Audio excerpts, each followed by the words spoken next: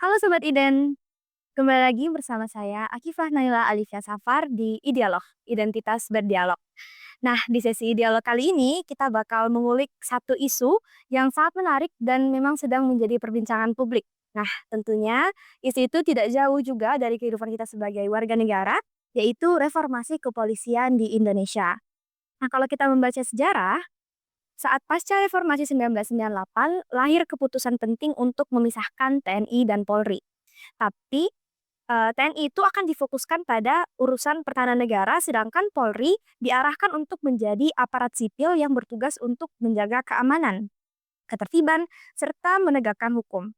Nah, harapannya Polri bisa tampil sebagai institusi yang profesional, transparan, dan dekat dengan masyarakat, bukan lagi berwatak militeristik. Namun setelah lebih dari 2 dekade, muncul banyak pertanyaan. Apakah tujuan reformasi kepolisian sudah benar-benar tercapai? Apakah Polri sudah sepenuhnya menjalankan perannya sebagai aparat sipil yang demokratis atau justru malah menimbulkan luka baru bagi masyarakat? Nah, membahas hal ini lebih jauh, kita sudah bersama dengan narasumber kita dari Lembaga Bantuan Hukum Makassar yang selama ini aktif mengadvokasi isu-isu hak asasi manusia dan demokrasi. Telah hadir bersama kita Kak Muhammad Ansar, beliau adalah Kepala Divisi Advokasi LBH Makassar. Apa kabar hari ini Kak? Sehat. Baik, terima kasih telah meluangkan waktunya untuk bergabung pada dialog kita kali ini. Baik, kita langsung masuk saja ke pertanyaan pertama. Ya. Mungkin bisa diceritakan sedikit, Kak, secara historis, apa sih yang sebenarnya melatar belakangi keputusan pemisahan TNI dan Polri pasca reformasi 1998?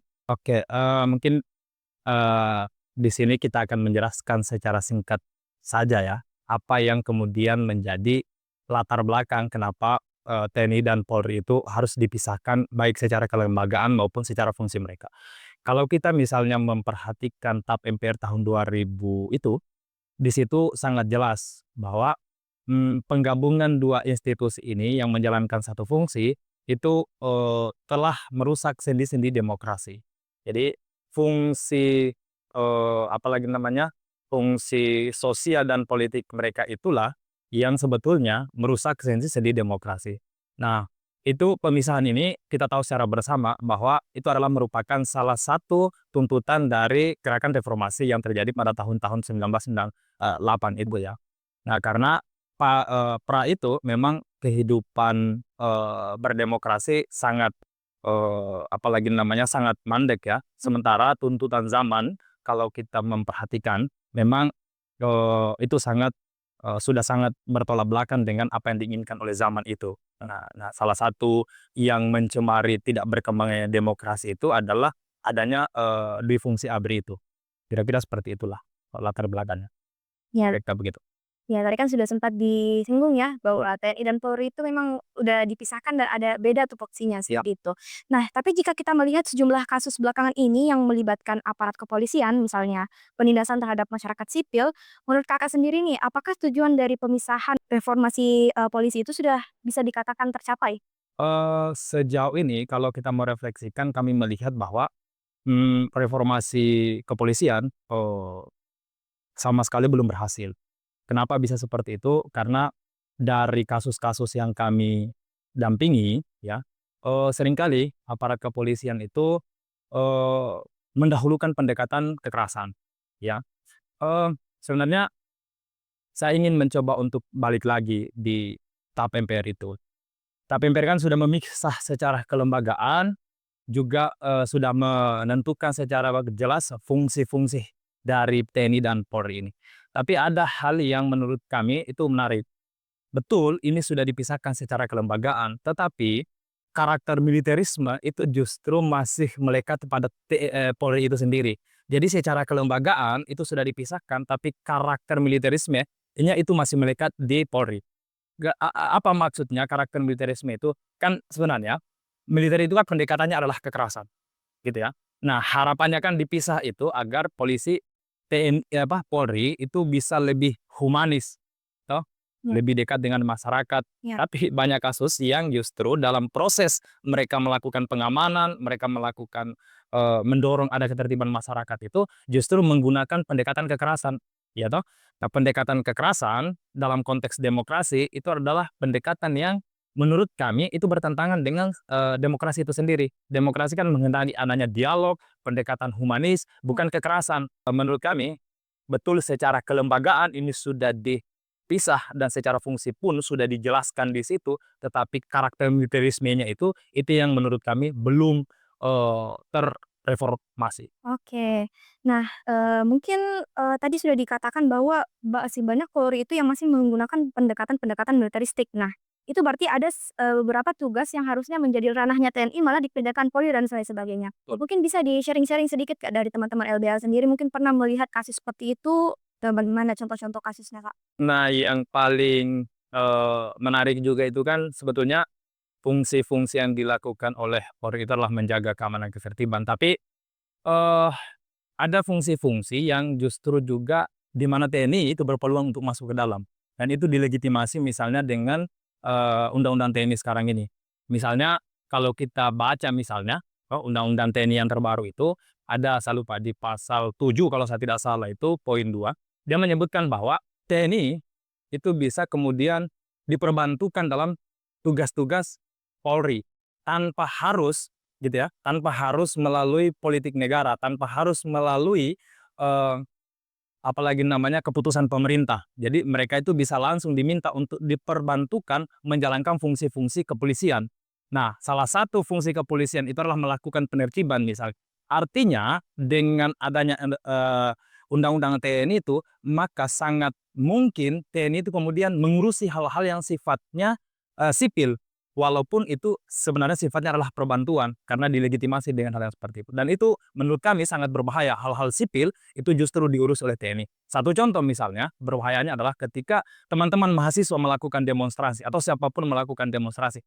Polisi itu memiliki fungsi untuk melakukan menjaga atau melakukan penertiban terhadap aksi-aksi demonstrasi. Dengan adanya eh, pasal tersebut, maka bisa jadi TNI juga berada di dalam lokasi pengamanan atau menjaga ketertiban dari aksi demonstrasi itu. Dan menurut kami itu sangat berbahaya.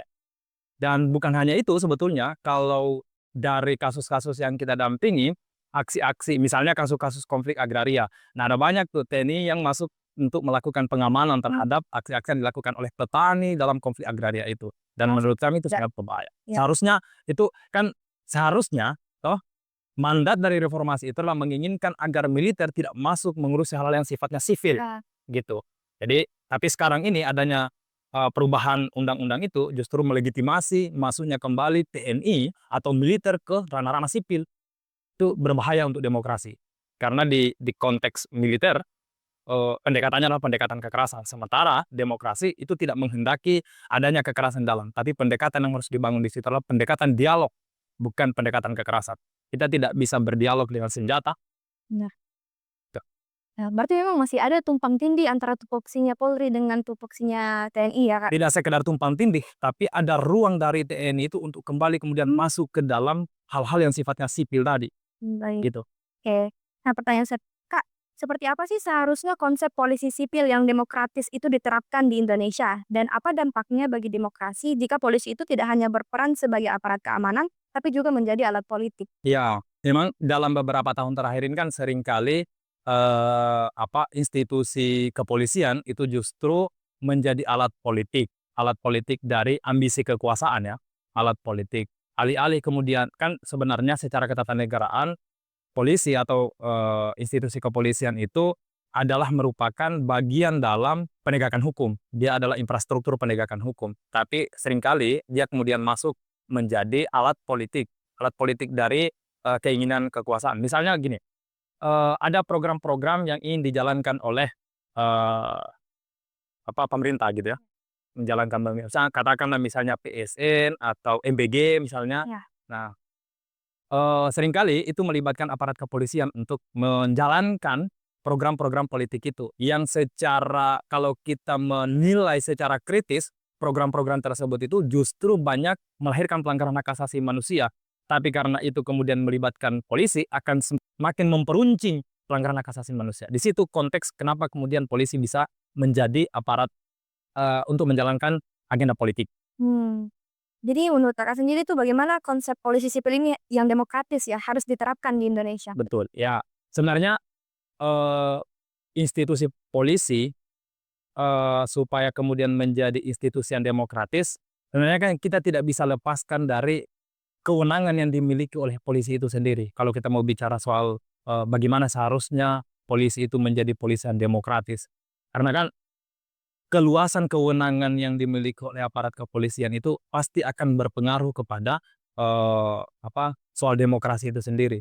Misalnya hari ini kita bicara soal RKUHP, ya. Nah, hari ini kan ada banyak kritik tuh di dalam, bagaimana polisi itu banyak sekali kewenangan-kewenangan yang dimilikinya, sendiri. Dan menurut kita, kalau kemudian tidak diberikan pembatasan kewenangan yang dimiliki oleh polisi itu sendiri yang existing ini, maka itu agak sulit untuk bicara soal bagaimana, polisi, ke depannya. Makanya menurut kami, ya penting untuk memberikan pembatasan atau pengawasan ketat terhadap fungsi-fungsi yang dimiliki oleh aparat kepolisian itu, Baik. gitu. Pertanyaan selanjutnya, bagaimana Kakak melihat peran lembaga eksternal seperti Komnas HAM dan Ombudsman dalam mengawal jalannya reformasi kepolisian?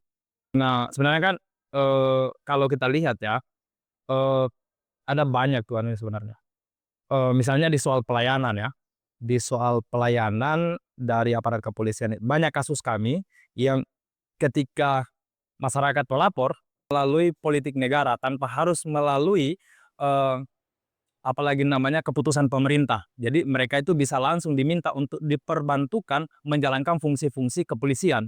Nah, salah satu fungsi kepolisian itu adalah melakukan penertiban misal. Artinya dengan adanya, undang-undang TNI itu, maka sangat mungkin TNI itu kemudian mengurusi hal-hal yang sifatnya, sipil. Walaupun itu sebenarnya sifatnya adalah perbantuan, karena dilegitimasi dengan hal yang seperti itu. Dan itu menurut kami sangat berbahaya, hal-hal sipil itu justru diurus oleh TNI. Satu contoh misalnya, berbahayanya adalah ketika teman-teman mahasiswa melakukan demonstrasi atau siapapun melakukan demonstrasi.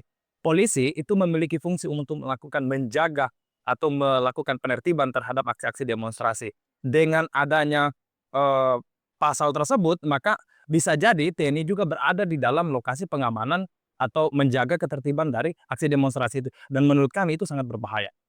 Dan bukan hanya itu sebetulnya, kalau dari kasus-kasus yang kita dampingi, aksi-aksi misalnya kasus-kasus konflik agraria. Nah, ada banyak tuh TNI yang masuk untuk melakukan pengamanan terhadap aksi-aksi yang dilakukan oleh petani dalam konflik agraria itu. Dan Oh, menurut kami itu tidak. sangat berbahaya. Ya. Seharusnya itu kan seharusnya toh mandat dari reformasi itu adalah menginginkan agar militer tidak masuk mengurusi hal-hal yang sifatnya sipil, Ya. gitu. Jadi, tapi sekarang ini adanya, perubahan undang-undang itu justru melegitimasi masuknya kembali TNI atau militer ke ranah-ranah sipil. Itu berbahaya untuk demokrasi. Karena di konteks militer, pendekatannya adalah pendekatan kekerasan. Sementara demokrasi itu tidak menghendaki adanya kekerasan dalam, tapi pendekatan yang harus dibangun di situ adalah pendekatan dialog, bukan pendekatan kekerasan. Kita tidak bisa berdialog dengan senjata. Benar. Nah, berarti memang masih ada tumpang tindih antara tupoksinya Polri dengan tupoksinya TNI ya, Kak? Tidak sekedar tumpang tindih, tapi ada ruang dari TNI itu untuk kembali kemudian Hmm, masuk ke dalam hal-hal yang sifatnya sipil tadi, baik. gitu. Oke. Nah, pertanyaan Kak, seperti apa sih seharusnya konsep polisi sipil yang demokratis itu diterapkan di Indonesia? Dan apa dampaknya bagi demokrasi jika polisi itu tidak hanya berperan sebagai aparat keamanan, tapi juga menjadi alat politik? Ya, memang dalam beberapa tahun terakhir ini kan seringkali, institusi kepolisian itu justru menjadi alat politik dari ambisi kekuasaan ya, alat politik. Alih-alih kemudian kan sebenarnya secara ketatanegaraan polisi atau, institusi kepolisian itu adalah merupakan bagian dalam, apalagi namanya, bagian penegakan hukum. Dia adalah infrastruktur penegakan hukum. Tapi seringkali dia kemudian masuk menjadi alat politik dari, keinginan kekuasaan. Misalnya gini, ada program-program yang ingin dijalankan oleh, eee, pemerintah gitu ya, menjalankan katakanlah misalnya PSN atau MBG misalnya. Ya. Nah, seringkali itu melibatkan aparat kepolisian untuk menjalankan program-program politik itu, yang secara kalau kita menilai secara kritis, program-program tersebut itu justru banyak melahirkan pelanggaran hak asasi manusia.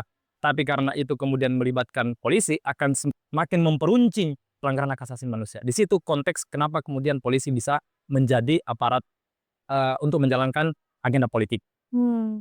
Jadi menurut Kakak sendiri tuh bagaimana konsep polisi sipil ini yang demokratis ya harus diterapkan di Indonesia? Betul, ya sebenarnya, eee, institusi polisi, supaya kemudian menjadi institusi yang demokratis, sebenarnya kan kita tidak bisa lepaskan dari kewenangan yang dimiliki oleh polisi itu sendiri. Kalau kita mau bicara soal, bagaimana seharusnya polisi itu menjadi polisi yang demokratis. Karena kan keluasan kewenangan yang dimiliki oleh aparat kepolisian itu pasti akan berpengaruh kepada, soal demokrasi itu sendiri, atau soal penegakan hukumnya. Eee, taruh misalnya hari ini kita bicara soal RKUHP ya. Nah, hari ini kan ada banyak kritik tuh di dalam, bagaimana polisi itu banyak sekali kewenangan-kewenangan yang dimilikinya, sendiri. Dan menurut kita, kalau kemudian tidak diberikan pembatasan kewenangan yang dimiliki oleh polisi itu sendiri yang existing ini, maka itu agak sulit untuk bicara soal bagaimana, polisi, ke depannya. Makanya menurut kami ya, penting untuk memberikan pembatasan atau pengawasan ketat terhadap fungsi-fungsi yang dimiliki oleh aparat kepolisian itu, Baik. gitu. Pertanyaan selanjutnya, dari mana Kakak melihat peran lembaga eksternal seperti Komnas HAM dan Ombudsman dalam mengawal jalannya reformasi kepolisian? Nah, sebenarnya kan, kalau kita lihat ya, eee, ada banyak tuh anunya sebenarnya, misalnya di soal pelayanan ya, di soal pelayanan dari aparat kepolisian, banyak kasus kami yang ketika masyarakat melapor, setelah melapor mereka sudah tidak tahu lagi tuh anunya, anggota dewan kan juga sebagai lembaga perwakilan rakyat ya, mesti memiliki keinginan politik untuk mendorong agar kepolisian itu atau Polri itu menjadi lembaga penegak hukum yang kompatibel dengan hak asasi manusia dan demokrasi. Nah, itu pembicaraannya agak jauh kalau kita mau bicara soal itu.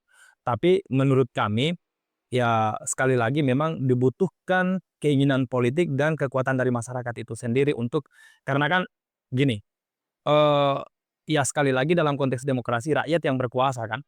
Demos itu rakyat yang berkuasa, kita yang berkuasa ini. Pada akhirnya kalau kemudian, eee, polisi mestinya kan ini menjadi alat hukum, bukan menjadi alat kekuasaan. Nah, kalau kemudian polisi menjadi alat kekuasaan, maka imbasnya juga kepada masyarakat sebagai pemilik kedaulatan itu sendiri, kira-kira begitu. Baik. Nah, kalau ditanyakan soal apakah gagal, pada aspek tertentu ada banyak. Kalau kita mau berangkat dari kasus-kasusnya, di LBH Makassar itu ada ratusan kasus kekerasan aparat kepolisian, ada ratusan. Dari misalnya kalau kita mau lihat dari 5 tahun terakhir ini ada banyak sekali kasus itu, yang kita himpun bagaimana praktek-praktek kekerasan dilakukan oleh institusi kepolisian dalam proses penegakan hukum kah, gitu. Baik. Nah, pertanyaan selanjutnya Kak, seberapa besar pengaruh pengaruh oligarki politik dalam membentuk wajah Polri hari ini? Oke. Nah, ini agak menarik ya kalau mau dihubungkan dengan, oligarki, bagaimana kemudian sifat aparat untuk karena kan begini, kalau saya lupa riset di mana itu, yang pernah meriset sebagian besar dari anggota Polri, dewan, Wan? itu adalah ada usahanya. Dia merupakan bagian dari oligarki, Hmm. toh. Nah, oligarki itu kan menginginkan agar usaha mereka itu menjadi aman. Salah satu instrumen yang sering kali digunakan agar usaha mereka jadi begini modelnya, ada kebijakan yang dikeluarkan melalui lembaga DPR. Nah, secara komposisional, DPR itu memiliki keterhubungan dengan para oligarki. Jadi bisa saja undang-undang yang dilahirkan atau produk hukum yang dikeluarkan melalui DPR itu baunya adalah bau oligarki, toh. Nah, untuk Polri itu nggak bisa dikatakan independen dari kepentingan kekuasaan gitu ya? ya, dalam desain sekarang ini kami agak sulit untuk menyebutkan bahwa polisi menjadi alat hukum. Tapi polisi justru menjadi dalam banyak praktek yang kami temukan, justru menjadi alat pemukul dari rakyat yang digunakan oleh perusahaan-perusahaan atau oligarki. Berarti memang ini kita bisa lihat bahwa Polri ini dia lebih tunduk pada kepentingan elit dibanding melindungi rakyat yang seharusnya mereka layani. Iya, Seperti betul. Saya sependapat dengan apa yang, eee, kita katakan bahwa sepanjang pendampingan kasus, justru polisi lebih tunduk kepada orang yang memiliki modal besar dibanding kepada rakyat itu sendiri. Mereka dipukul, ditendang, dan bahkan dikriminalisasi, dipenjara, diproses hukum. Itulah fakta-fakta yang kemudian kami temukan di lapangan. Nah, banyak. Di Takalar itu misalnya sampai dengan hari ini itu masih banyak sekali polisi yang menjaga PTPN. Padahal warga itu sedang memperjuangkan hak atas tanahnya. Yang dikriminalisasi siapa? Warganya, bukan PTPN-nya. Itu menunjukkan bahwa polisi hanya menjadi alat dari pemilik modal. Baik, Kak. Nah, pertanyaan selanjutnya, tadi ini kita kembali lagi ke lembaga-lembaga yang mengawasi, jalannya reformasi kepolisian ini. Nah, menurut Kakak sendiri, eee, apakah kita di Indonesia itu butuh lembaga independen khusus untuk mengawasi kinerja kinerja Polri ini di luar Kompolnas dan Komnas HAM? Ya, ada dua hal sebetulnya ya. Ada dua hal. Pertama, mendorong bagaimana dalam sistem peradilan atau di dalam sistem hukum ini, institusi-institusi penegak hukum itu saling mengawasi satu sama lain, toh, agar mereka itu agar tidak lagi ada lembaga baru gitu ya, untuk melakukan pengawasan misalnya terkait dengan, kalau kita misalnya perhitungannya agar supaya tidak ada lagi lembaga baru, ya diperketat saja, atau apalagi dibuat sistem agar mereka saling mengawasi satu sama lain, sehingga tidak ada penyimpangan atau penyelewengan dari fungsi-fungsi mereka atau dari kekuasaan mereka.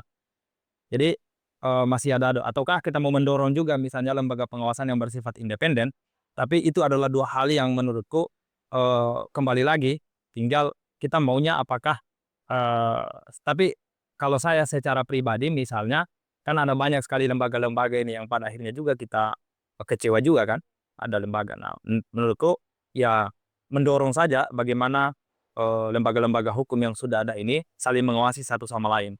Jadi, tinggal diubah sistemnya dan, kewenangan yang dimiliki oleh masing-masing, sehingga kita tidak lagi ya mendorong ada lembaga baru dan lain sebagainya. Berarti menurut Kakak sendiri nggak perlu ya dibentuk, lembaga-lembaga baru seperti itu, Diperkuat yang ada, diperkuat ada yang kemudian dibuat sistemnya agar mereka saling mengawasi. mengawasi satu sama lain sehingga terjadi keseimbangan dalam proses penegakan hukum. Sehingga tidak terjadi satu lembaga memonopoli banyak kewenangan. Nah, ya. Nah, tapi Kak, baru-baru ini muncul wacana lagi dari pemerintah soal pembentukan Komisi Reformasi Polisi. Nah, bagaimana menurutnya? Bagaimana Kakak melihat gagasan ini? Saya nggak tahu ya perkembangannya apakah, itu akan bersifat permanen atau itu hanya bersifat sementara saja. Oke. Maksudnya, itu memang penting kalau untuk saat ini ya menurut kami, penting untuk mendorong adanya lembaga ad hoc untuk membicarakan soal reformasi kepolisian itu seperti apa ke depannya, gitu kan. Jadi tapi, menurutku itu tidak akan menjadi lembaga permanen, tapi itu hanya bersifat ad hoc. Misalnya mereka dikasih, batas waktu sampai kapan mereka bekerja, ya kan. Dan lembaga ad hoc itu terdiri dari banyak elemen kan, ada masyarakat sipil, akademisi, para ahli, dan lain sebagainya. Mestinya dari situlah kemudian kebijakan-kebijakan itu dilahirkan dan dirumuskan secara politis oleh presiden bersama dengan, eee, apalagi namanya, bersama dengan, DPR ya, sebagai lembaga perwakilan rakyat. Nah, kalau saat ini ya menurut kami ada banyak tarik-menarik kepentingan tuh kalau tidak dikerjakan oleh lembaga independen terlepas dari kepentingan politik. Di situ bisa muncul tokoh-tokoh bangsa dan lain sebagainya. Tapi sekali lagi menurutku, kayaknya wacana itu adalah wacana yang tidak permanen pada akhirnya lembaga tersebut, tapi hanya untuk jangka waktu tertentu. Oke. Nah, tapi misalnya komisi ini benar-benar dibentuk, menurut Kakak apa sih syarat-syarat penting agar lembaga ini tidak hanya menjadi stempelnya pemerintah? Iya, pertama tentu harus dilihat dari komposisi yang terlibat di dalamnya.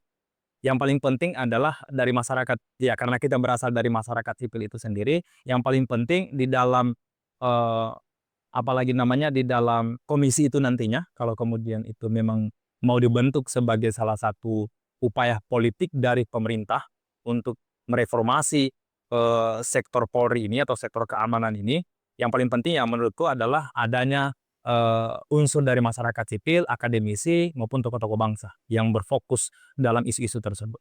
Oke, berarti komposisinya harus ditentukan dulu dengan baik ya? Betul, ada perwakilan dari masyarakat sipil di dalamnya. Oke. Nah, pertanyaan selanjutnya, bagaimana cara memastikan bahwa reformasi Polri ini tidak berhenti sebagai jargon, melainkan benar-benar mengubah relasi kuasa antara aparat dan warga negara? Sebenarnya reformasi seperti apa yang perlu ditempuh? Maksudnya bagaimana itu? Reformasi yang perlu ditempuh? Iya, itu biar nggak cuma jadi jargon aja, tapi benar-benar bisa mengubah relasi kuasa antara aparat dengan warga negara. Betul.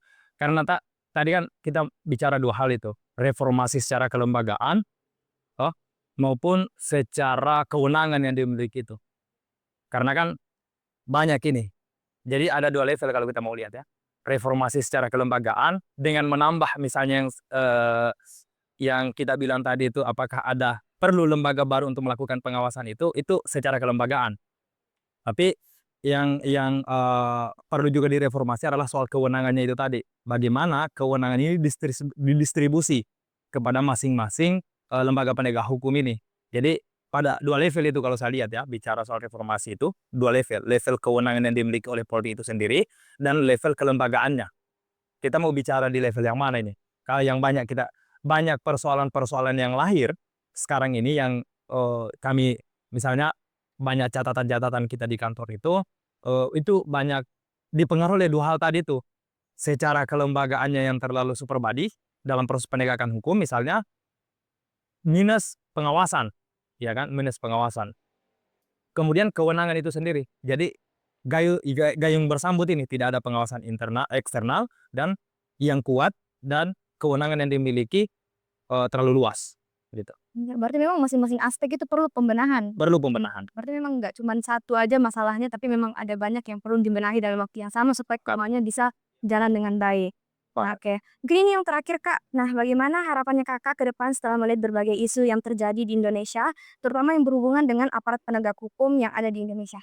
Iya, eh yang kita kan salah satu, lembaga yang berfokus pada isu negara hukum, HAM, dan demokrasi ya. Nah, kita berharap, itu kemudian tidak hanya ada di dalam undang-undang, tapi menjadi kenyataan begitu kan, menjadi praktek sehari-hari hal tersebut. Dan, eee, kita melihat bahwa apa yang ada di dalam konstitusi dengan kenyataan yang terjadi di lapangan itu bertolak belakang sama sekali. Konstitusi menyebutkan penghormatan dan perlindungan terhadap hak asasi manusia. Seseorang itu tidak bisa misalnya disiksa dalam proses penegakan hukum, tapi banyak fakta-fakta dalam kasus-kasus pendampingan kami itu justru terjadi penyiksaan dan lain sebagainya kan. Terjadi penyiksaan, apalagi perampasan ruang hidup yang justru itu juga aparat kepolisian berkontribusi di dalamnya. Nah, jadi harapannya kita memang adalah, itu tadi bahwa, mmm, perbaikan terhadap Polri menjadi, sangat penting, ya kan, menjadi sangat penting dan urgent untuk dilakukan saat ini. Kita tidak, berangkat dari sebuah kebencian terhadap institusi Polri, tidak sama sekali. Kami berangkat dari nilai kami, yaitu demokrasi, HAM, dan, negara hukum. Nah, kami melihat bahwa ketika masih tetap seperti ini, maka itu akan berdampak terhadap negara hukum, HAM, dan demokrasi itu sendiri. Makanya ini bentuk kecintaan kita terhadap bangsa ini, sama sekali kita tidak membenci, tapi kita menginginkan agar Polri itu inline dengan apa yang ada dalam konstitusi. Gitu loh. Baik, terima kasih banyak Kak atas penjelasan dan pandangannya yang sangat mendalam ya. Jadi dari perbincangan kita hari ini bisa kita lihat bahwa reformasi kepolisian itu bukan cuma urusan institusi, tapi juga menyangkut relasi kekuasaan antara negara dan rakyat. Perjalanan panjang menuju polisi sipil yang demokratis, jelas masih penuh tantangan, dan itulah peran masyarakat sipil, lembaga hukum, serta kita semua sebagai warga negara itu menjadi penting. Iya. Nah, Sobat Iden, demikian perbincangan kita pada Dialog kali ini. Semoga bisa membuka wawasan dan mengajak kita untuk lebih kritis lagi tentang isu-isu penegakan hukum dan demokrasi di Indonesia. Sampai jumpa di episode berikutnya.